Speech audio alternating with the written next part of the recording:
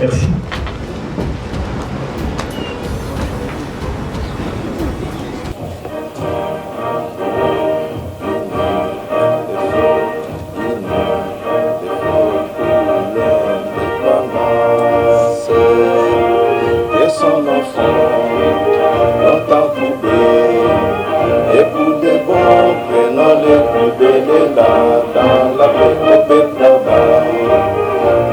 La bête, nous bâtirons un pays plus beau qu'avant dans la paix citoyenne.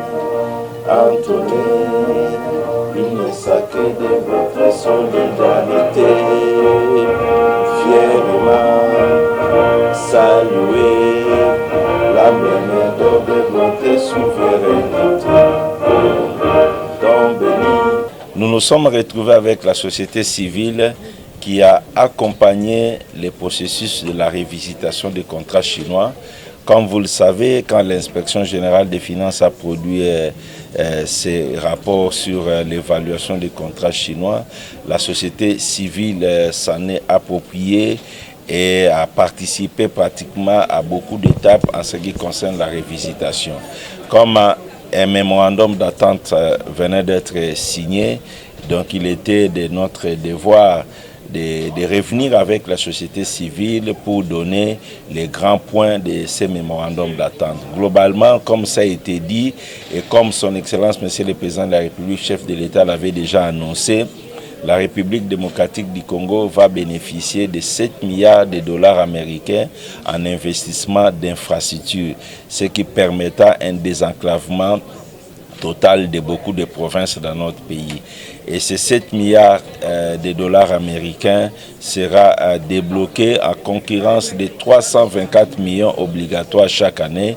Et pour l'année 2024, la République démocratique du Congo aura 624 millions de dollars américains.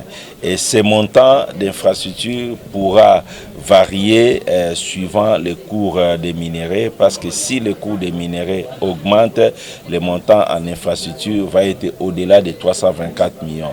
Et il ne faut pas exclure également l'hypothèse de la baisse. Le cours des minéraux aujourd'hui, c'est autour de 8 000 dollars américains la tonne pour le cuivre. Si ce cours descend légèrement, il est tout à fait normal que les niveaux attendus de 324 millions puissent également être un petit peu déflatés.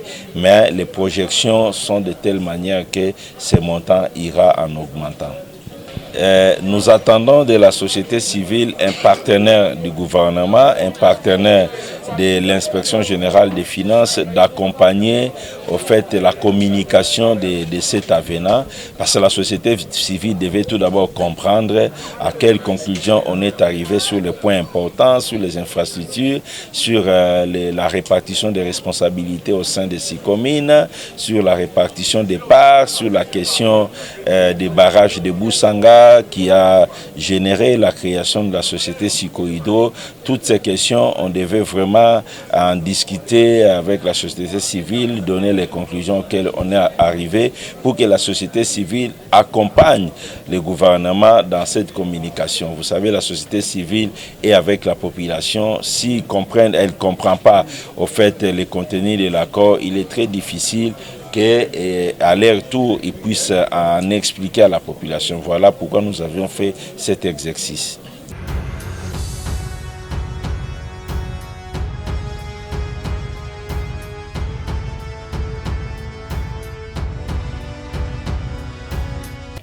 Mesdames et messieurs de la société civile congolaise, je voudrais vous remercier pour votre présence à cette conférence co-organisée par l'Inspection générale des finances et la société civile pour faire la restitution du mémorandum d'attente intervenu entre la République démocratique du Congo et les groupements d'entreprises chinoises dans le cadre de l'exploitation du projet Sicomine. Je voudrais de prime abord remercier sincèrement les deux chefs de l'État,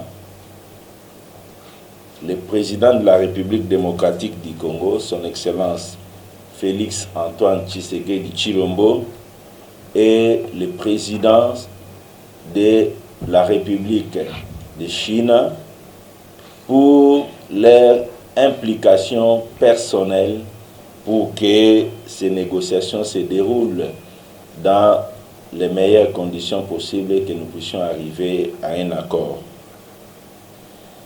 Je voudrais également remercier tous les membres de la commission de renégociation de la Convention du 22 avril 2008 entre la République démocratique du Congo et le groupement d'entreprises chinois, commission composée de plusieurs membres venus de plusieurs horizons, commission qui a ardemment travaillé pour que nous puissions arriver finalement à un point d'accord.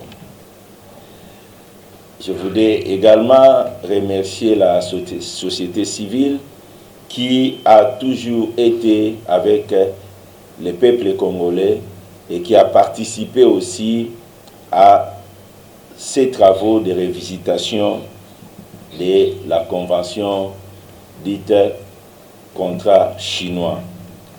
Comme vous le savez tous, l'inspection générale des finances avait produit un rapport sur l'examen de la convention liant la République démocratique du Congo avec un groupement d'entreprises chinois et convention ayant abouti à la création de la société SICOMIN.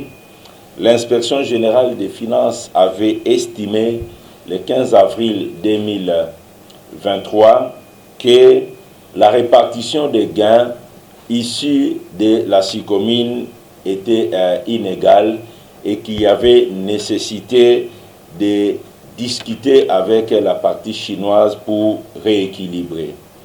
Aussitôt le rapport de l'inspection générale des finances était publié, la population congolaise s'en est appropriée et le chef de l'État a mis en place une commission pour discuter de ces rapports avec les groupements d'entreprises chinoises. La commission qui avait été mise en place était composée de la présidence de la République, des gouvernements au travers du ministère des Finances, le ministère du Budget, le ministère des Mines, le ministère des ITP, des Infrastructures, le ministère de la Justice et le ministère du Commerce extérieur.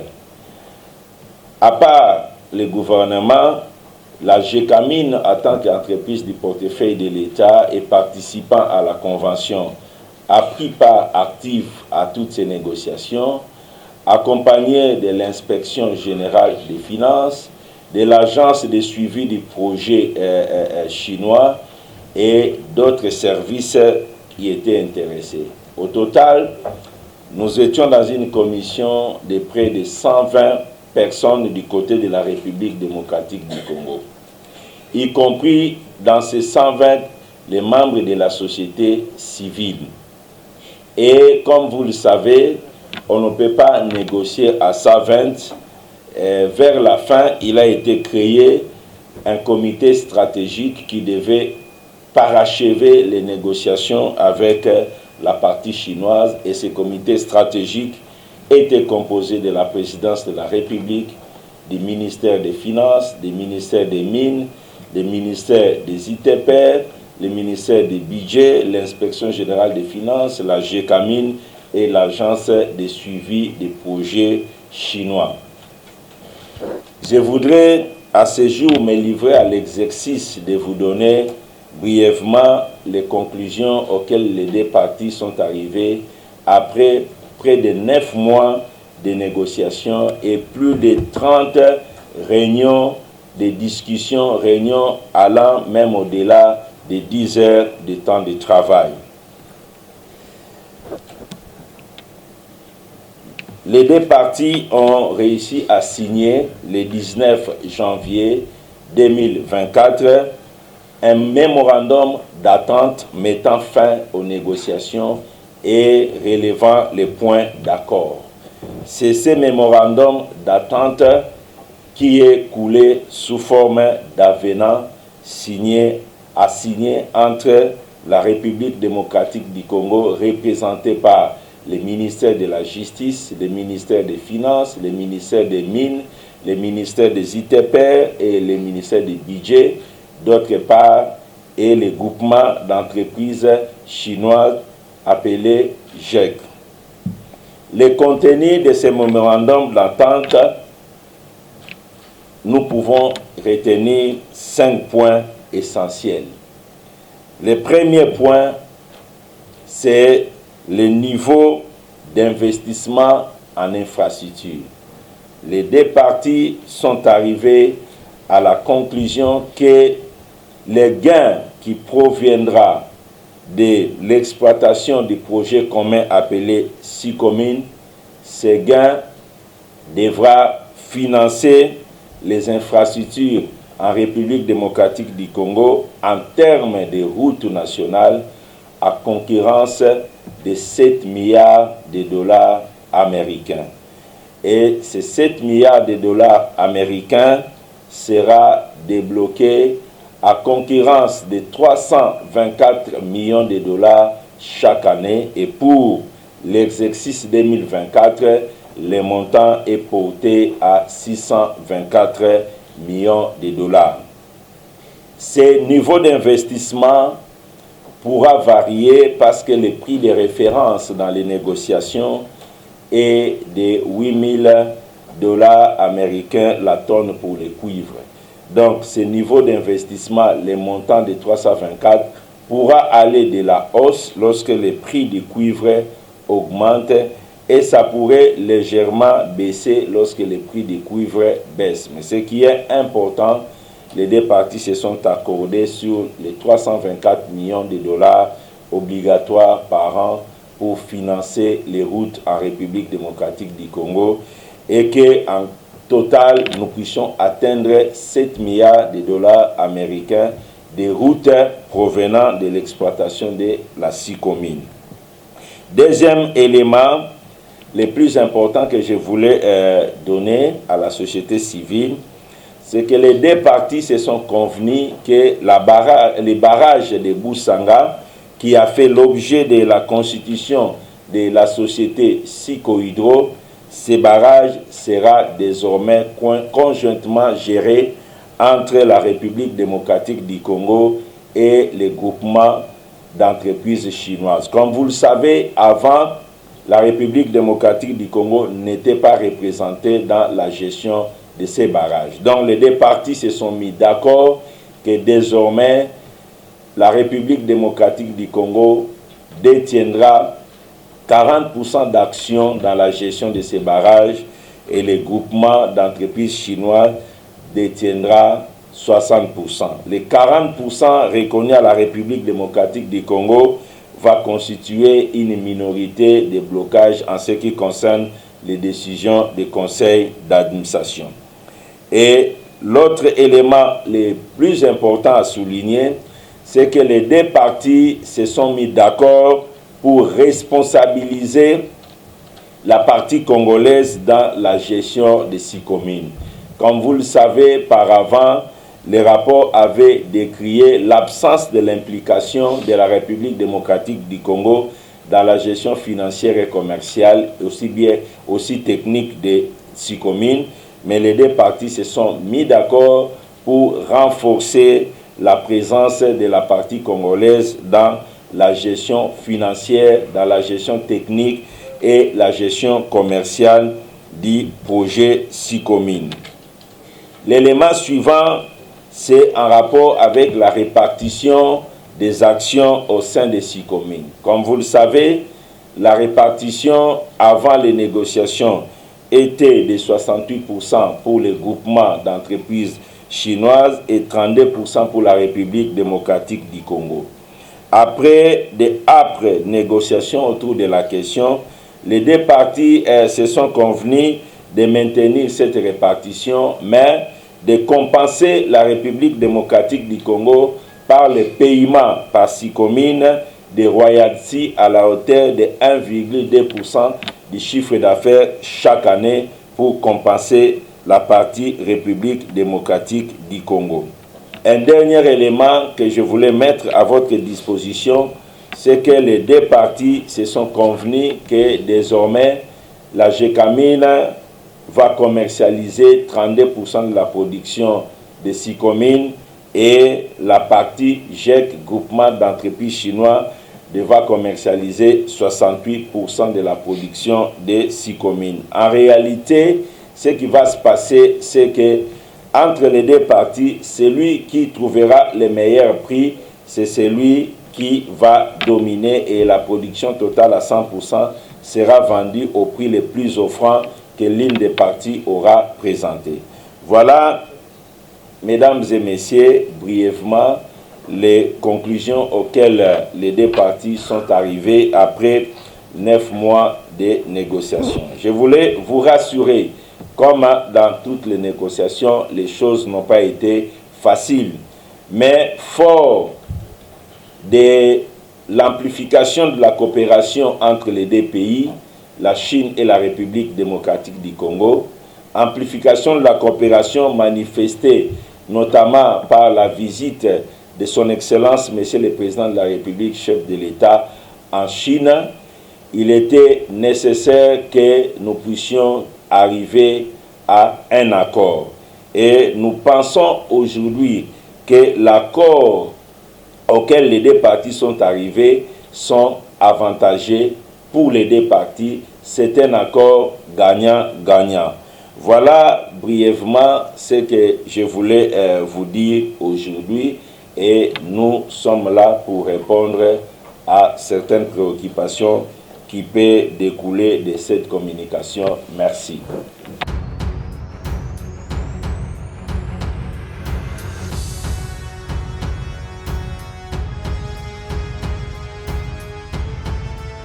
Je suis heureux et content de vous voir nombreux à cette séance de restitution. Vous savez, le dossier SICOMINE ne date pas d'aujourd'hui, mais c'est à partir de l'enquête de l'IGF que le dossier SICOMINE a pris l'importance et l'allure qu'il a d'un problème de grand intérêt national. Un problème patriotique pour lequel nous devons tous nous engager. Et c'est dans cet esprit patriotique que la société civile, dès le mois de février-mars, lorsque le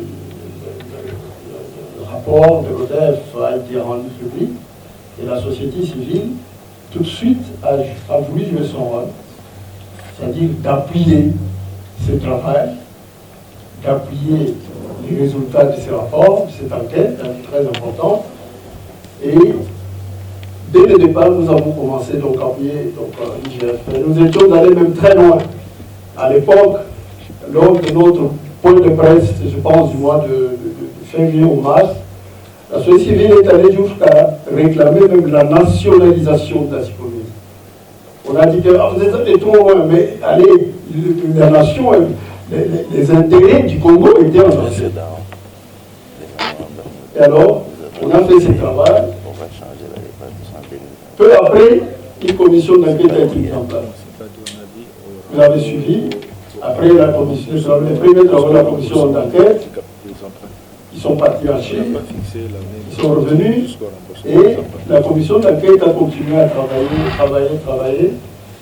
Nous avons rappelé plusieurs fois. Où sont les résultats d'enquête? Où sont les résultats? Et dernièrement, les travaux qui avaient continué ont produit. Donc, les rapports qui vont vous être présentés aujourd'hui par l'inspecteur général chef de service. Mais nous saluons l'attitude de l'IGF. C'est un exercice de redevabilité. C'est un exercice de redevabilité. Il y en a combien qui se soumettent à cet exercice? Moi, j'ai eu l'occasion de rencontrer il y a quelques jours l'inspecteur général chef de service et son adjoint, M. Batupenga, qui est avec nous ici. J'étais accompagné de Ernest Parab, qui est là, parce que après la réunion, j'ai eu quelques informations qui ne m'avaient pas plu, qui m'avaient énervé sur les résultats des négociations. J'ai fait savoir à l'inspecteur général que je n'étais pas content. Nous sommes venus, puis il nous a fait une première restitution. J'ai considéré que les informations qu'il nous donnait, ça ne suffisait pas. Pour nous deux seulement, avec le reste de moi, d'apprendre, il dit non. Organisons une réunion de restitution pour respecter le principe de la transparence et de la redevabilité. Et il était d'accord. C'est pour ça qu'il a organisé cette rencontre. Nous les remercions pour ça. Et nous pensons que si beaucoup d'autres pouvaient se soumettre à ce type d'exercice de manière aussi spontanée, vraiment, ce serait très bien pour la gouvernance de notre pays. Voilà, j'ai voulu situer dans quel contexte cette réunion est organisée. Et je vais laisser la parole à l'inspecteur général chef du service pour qu'il puisse nous faire la restitution, se soumettre à cet exercice de redevabilité. Donc nous lui laissons la parole pour le faire. Merci beaucoup pour ce grand travail pour la République et la nation vous est reconnaissante. Deux petites questions. La première, c'est par rapport au passé. Là, vous nous avez donné les conclusions pour ce qui est convenu pour l'avenir. Ça veut dire à partir du moment où l'avenant sera signé et pour les choses à venir. Mais dans les rapports de l'IGF, il était relevé les manques à gagner. C'est que la partie congolaise a perdu depuis la conclusion de ces contrats jusqu'au moment de la publication de l'accord, et la société civile aussi avait relevé cet état des choses. Qu'en est-il de ces manques à gagner là? Ça, c'est la première des choses.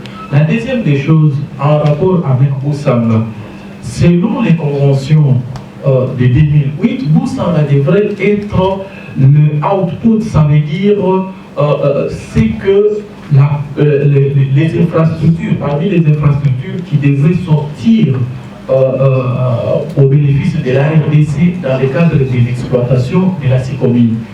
La partie chinoise a fait ce qu'elle a fait pour en faire son business. Maintenant, on retrouve qu'après la renégociation, la situation ne se clarifie pas toujours parce que Boussanga est maintenant dans la cogestion. Ça veut dire que la partie chinoise a encore une main sur ça, alors que ça devrait être une infrastructure complètement congolaise. Voilà, merci. Cela n'est nullement mentionné dans la convention du 22 avril 2008.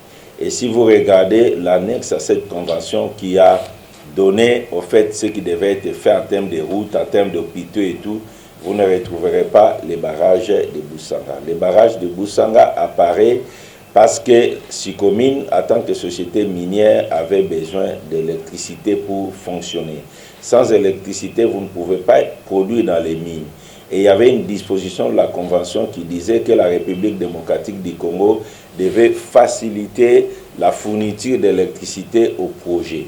C'est en vertu de cette disposition que Sicomine a estimé que pour atteindre le niveau optimal de production, qu'il fallait faire les barrages de Boussanga. Le barrage de Boussanga a été financé avec les fonds de Sicomine. Et quand le barrage a commencé à fonctionner, on a créé une société appelée Sicohydro, ce qui avait été relevé par la partie congolaise et que le barrage a été fait avec les fonds communs, mais la République démocratique du Congo n'était pas considérée comme actionnaire au sein de Sicohydro. Donc, on ne gérait pas les barrages. C'est ce que les négociateurs ont relevé et nous sommes arrivés à ce point d'accord que nous devons être actionnaires de ces barrages à concurrence de 40%. Voilà la restitution de la réalité sur les barrages. Donc les barrages n'ont jamais été prévus comme une infrastructure au profit de la République démocratique du Congo. En ce qui concerne le passé, il faudra savoir que à lire cette convention, comme nous l'avions toujours dit, la République démocratique du Congo n'avait pas été représentée valablement lors de la signature de cette convention. C'est vraiment un peu comme nous venons de gouffre et on a essayé de sortir de la situation. En ce qui concerne la gestion du passé, je voudrais que vous puissiez retenir qu'il y a près de 2 milliards de dollars américains qui sera réparti entre la GECAMIN et le groupement d'entreprises chinoises pour la gestion du passé. Et ça, c'est les deux associés de SICOMIN, GECAMIN et les groupements d'entreprises chinois qui vont en profiter de quoi que la GECAMIN aura cet argent-là et qui sera investi pour le renouvellement de l'outil de production de la GECAMIN. Mais vous savez, nous pouvons avoir nos prétentions dans une négociation. À la fin, on ne peut pas arracher tout ce que nous avions prévu d'arracher. Le plus important, aujourd'hui, nous estimons que de là où nous étions et de là où nous sommes arrivés, nous avions fait un bond extraordinaire et inimaginable. Voilà ce que je peux vous répondre. Présenter les meilleurs vœux pour l'année 2024, puisque c'est la première fois que nous nous rencontrons. Alors, le travail qu'a fait l'IGF est bien sûr un travail auquel, je crois, personne ne pouvait s'attendre, hein, parce que c'est quand même quelque chose de remarquable quand on voit que 7 milliards ont pu être arrachés. Alors, vous nous avez dit que ces gains sont pour financer les routes nationales. Et vous nous avez également dit que ce serait à hauteur de 324 millions par an. 324 millions par an, ça fait presque 20 ans pour recouvrir les 7 milliards. Est-ce que vous pensez que c'est réaliste de mettre ça sur près de 20 ans? Parce que il peut se passer beaucoup de choses en 20 ans. Est-ce qu'il n'y avait pas moyen de raccourcir ce délai? Parce que 20 ans, c'est excessivement long, surtout chez nous en Afrique, et connaissant la gestion de nos pays qui change souvent d'après les acteurs qui sont en place. Je vous remercie. Pourra varier dans le sens de la hausse comme aussi légèrement dans le sens de la baisse parce que le prix de référence du cuivre a été fixé à 8 000 $ américains la tonne. Et il est prévu dans le mémorandum d'attente des mécanismes tels que si le prix du cuivre augmente, le niveau des infrastructures ira très au-delà de 324 millions jusqu'à atteindre près de 450 millions par an. Mais un élément important que vous devez retenir, qu'est-ce que les projets génèrent annuellement comme gain? C'est ça le point de départ. SICOMIN, en tant que projet, selon les statistiques des 3 dernières années, SICOMIN génère 900 millions de dollars de gains par an.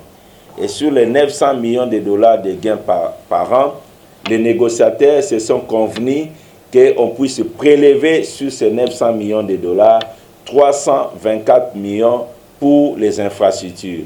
Et sur la différence, près de 576 millions, les deux parties, la GECAMIN et GEC, parce que GECAMIN est associé de SICOMIN, les deux parties vont se partager ces bénéfices. Donc la GECAMIN pourra, sur la différence qui reste, prendre 200 millions de dollars chaque année de dividendes et le groupement d'entreprises chinois devra prendre 376 millions. Et si vous prenez dans l'ensemble, vous comprendrez que la République démocratique du Congo prendra 324 millions de dollars en termes d'infrastructures et 200 millions de dollars revenant à la GECAMIN, ce qui nous donne 524 millions de dollars sur les 900 millions générés par SICOMIN.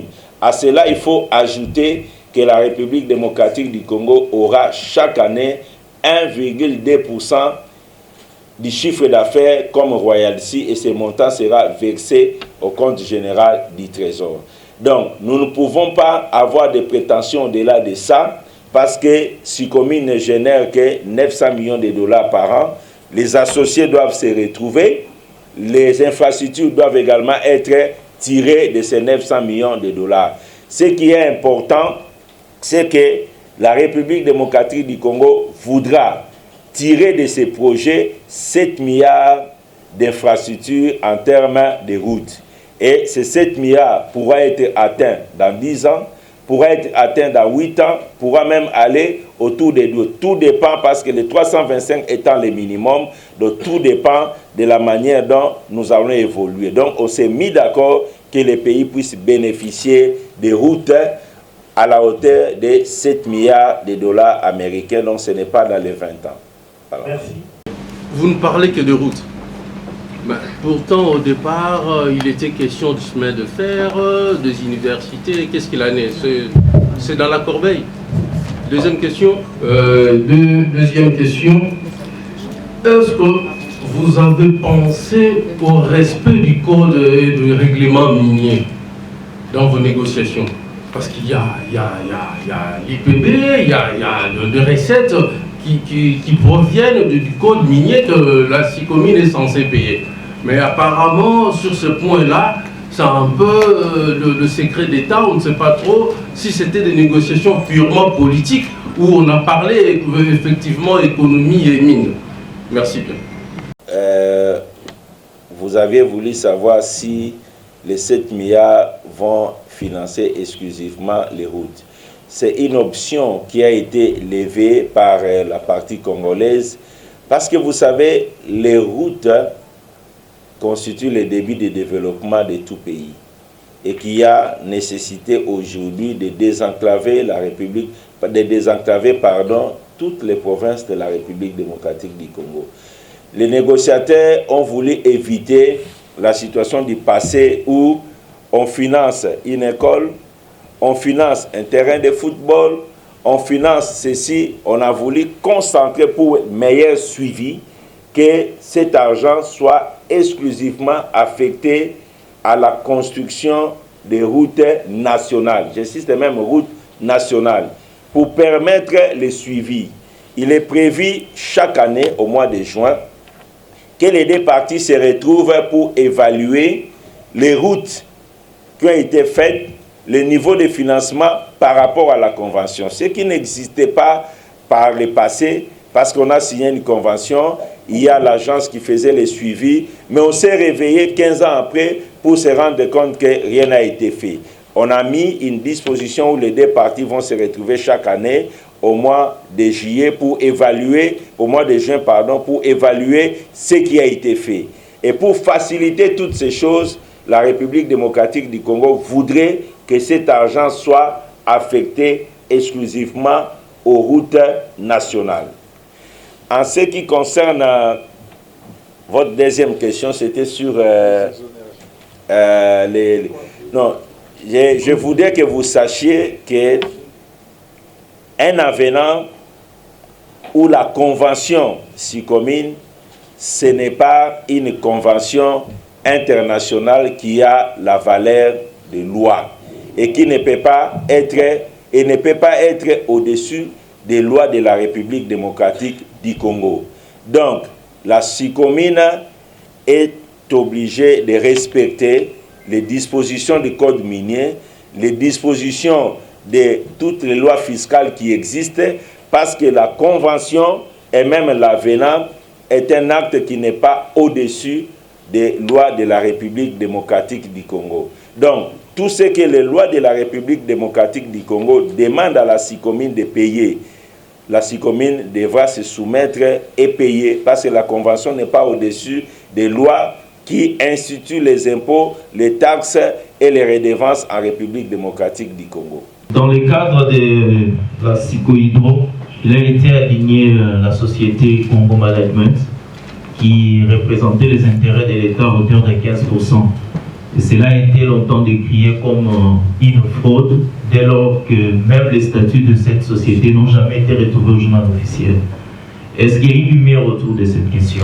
Est-ce qu'après ce mémorandum, nous pouvons encore voir le risque de retrouver Congo Management revenir encore dans le cadre de l'avenant qui sera signé? Je cherchais à voir clair. Ce que je peux vous dire aujourd'hui, que les GEC, groupement d'entreprises chinoises, qui avaient 75% avant, aura maintenant 60% des parts. Les 40%, j'ai dit, ça revient à la République démocratique du Congo. Et ces 40% sera réparti entre la SNEL, la GECAMIN et la République démocratique du Congo. Commande n'est pas la République démocratique du Congo. Et nous ne savons pas comment c'est qui. Le plus important, c'est que nous savons que nous, la République démocratique du Congo, nous avons désormais 40% d'actions au sein de Sikoïdo, dont nous contrôlons ces barrages à 40%. En 15 ans, des infrastructures de l'ordre de 822 millions de dollars, soit 30 millions de dollars par an d'infrastructures. Et vous le savez, nous l'avions dit, les 30 millions étaient surévalués. Et si nous entrons dans les 822 millions, comme nous l'avions dit, en réalité, les pays n'avaient bénéficié que de 400 millions de dollars d'infrastructures. Et en moyenne, pour les 15 ans, c'est 10 millions de dollars par an d'infrastructures. Donc, arriver aujourd'hui à avoir 324 millions de dollars d'infrastructures par an, vous pouvez imaginer cela, ce que ça représente comme un gain pour les... Deuxièmement, vous dites que Sicomine va commercialiser 68%, la GECAMIN va commercialiser 32%. Je voudrais vous expliquer. Donc nous sommes, la GECAMIN et Sicomine sont des associés, pardon, la GECAMIN et les GEC, donc groupement d'entreprises chinoises, sont associés de Sicomine, à concurrence des 68 et des 32. Les 32 de la GECAMIN est majoré encore de la redevance des royalties qui n'existaient pas, qui vient d'être accordée en compensation de ce que nous avions relevé comme déséquilibre dans la répartition du capital. Alors, quand il y a la production, chaque partie a la possibilité de commercialiser à concurrence de sa participation dans la société. La GECAMIN peut commercialiser les 32%, les GEC peut commercialiser 68%. Mais en pratique, si la GECAMIN trouve les prix les plus élevés, l'ensemble de la production sera vendu au prix que la GECAMIN a trouvé. Qui présente les prix les plus élevés par rapport à la GECAMIN, l'ensemble de la production est vendu au prix que GEC aura trouvé. Donc la production à 100% sera vendue au prix le plus offrant. Voilà, quand la population veut savoir qu'est-ce que nous gagnons aujourd'hui, je ne sais pas si nous réalisons 324 millions de dollars mis dans les routes, ce que ça représente. Si on reste dans les normes aujourd'hui, et 324 millions de dollars, ce n'est pas moins de 300 km de routes que le pays peut gagner. J'ai dit 300 km de routes que le pays peut gagner chaque année. Et faudra-t-il encore que pour l'année 2024, nous avons 624 millions, donc on peut avoir 500 km de routes à mettre en place pour l'année 2024. Donc c'est à vous de comprendre ce que la République démocratique du Congo a gagné dans ces travaux de renégociation. Merci.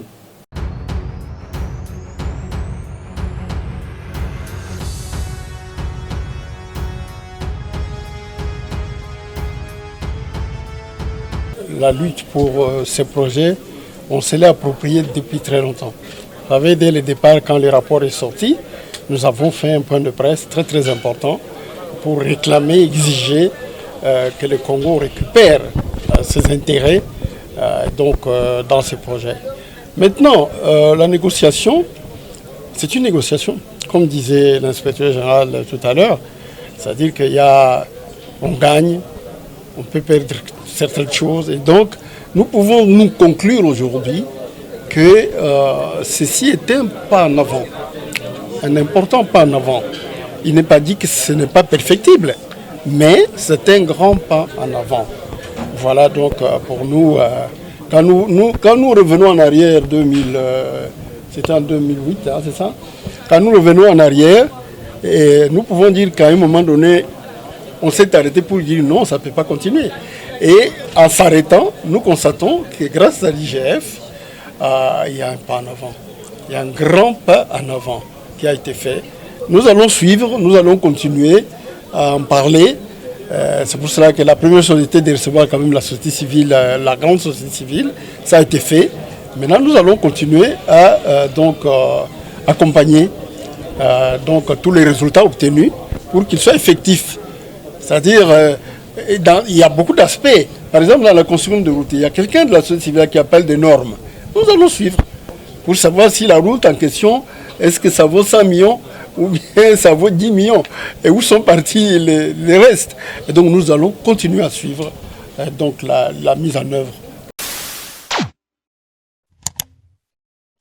Africa cool, et abena cool, Africa cool, abena cool, le quoi cool matopi. Enfin, toujours,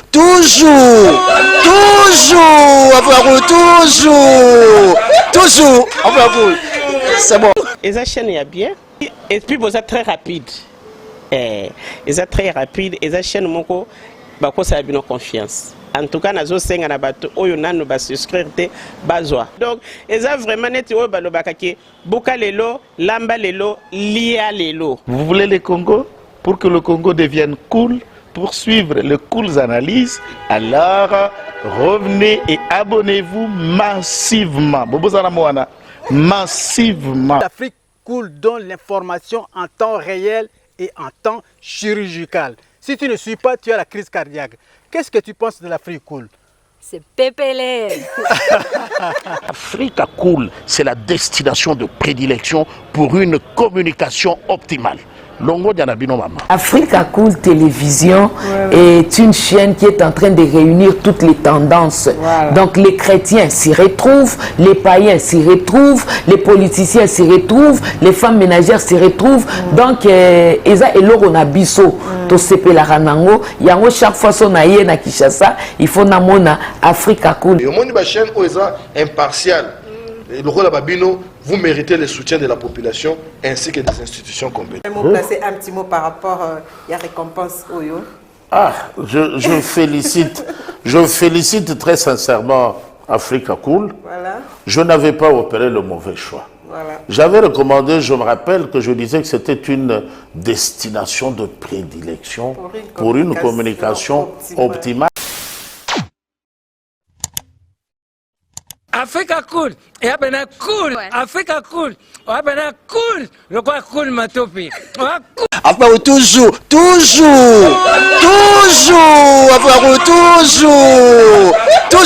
enfin, c'est bon. Et ça chaîne est bien, et puis vous êtes très rapide. Et ça très rapide, et ça chaîne mon co, bah quoi ça a bien confiance. En tout cas, nous avons na bato oyo nanu ba souscrire te bazwa. Donc, eza vraiment neti oyo balobakaki buka lelo, lamba lelo, lia lelo. Vous voulez le Congo? Pour que le Congo devienne cool, pour suivre les cool analyses, alors revenez et abonnez-vous massivement. Bobozana Moana, massivement. L'Afrique cool donne l'information en temps réel et en temps chirurgical. Si tu ne suis pas, tu as la crise cardiaque. Qu'est-ce que tu penses de l'Afrique cool? C'est pépélé. Africa Cool, c'est la destination de prédilection pour une communication optimale. Africa Cool Télévision est une chaîne qui est en train de réunir toutes les tendances. Donc les chrétiens s'y retrouvent, les païens s'y retrouvent, les politiciens s'y retrouvent, les femmes ménagères s'y retrouvent. Donc eza eloko na biso to sepela ranango yango chaque fois son aye na Kinshasa, il faut namona Africa Cool. Et au monde de chaîne oza impartial. Le rôle de Babino, vous méritez le soutien de la population ainsi que des institutions compétentes. Placer un petit mot par rapport à la récompense Oyo. Je félicite très sincèrement Africa Cool. Voilà. Je n'avais pas opéré le mauvais choix. Voilà. J'avais recommandé, je me rappelle que je disais que c'était une destination de prédilection pour une communication optimale d'excellence. Voilà. Nazanga Mogote Tala. YouTube yemoko à reconnaître que naponaki mabete. Au moni ba choix to salaka, ba réflexion to salaka. Tikalaka abonné à Africa Cool. Voilà. Comme ça, tu partages. Bravo, Africa Cool. Merci beaucoup. Bravo, Bino. Vous s'abonner parce que trophée Ezali à Bino, Ezali partagé. Voilà. Moi, je me sens aussi copropriétaire. Il y a un prix Oyo. Voilà. Bravo, Africa Cool. Merci beaucoup.